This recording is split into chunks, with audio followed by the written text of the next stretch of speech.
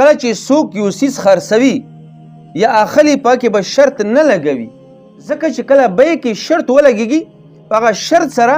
هغه بیه فاسده ګرځي. مثلا ما سره یو ګاډی دی، زه په بل چا خرڅوم، هغې ته وایم چې دا ګاډی خو زه په تا خرڅوم، خو په دې شرط چې کله کله به زه پکې چکر وهم، نو دې سره دا بیه فاسده ګرځي. تاسو به د اختر شپو ورځو ډېرې بیې داسې لیدلې وي چې خلک د غرو علاقو طرف ته لاړ شي، هلته ذبې دپاره ګډې بیزې غویان اخلي. بیا کوم خلک چې د غرو کې اوسېږي، غرو علاقو کې، هغو نه چې کله دوی سودا وکړي نو بیا ورته وایي چې دا څیز زه اخلم تا نه، د ګډه بیزه یا د غویه در نه اخلم، غوا در نه اخلم، خو په دې شرط چې اختره پورې به یې ته ساتې چې کله اختر نږدې شي بیا به زه درنه بیایم. نو په دې شرط سره دا بیه فاسده وګرځېدله. اوس دا څیز چې چا واخیسته د یو نه فایده نشي حاصلولی،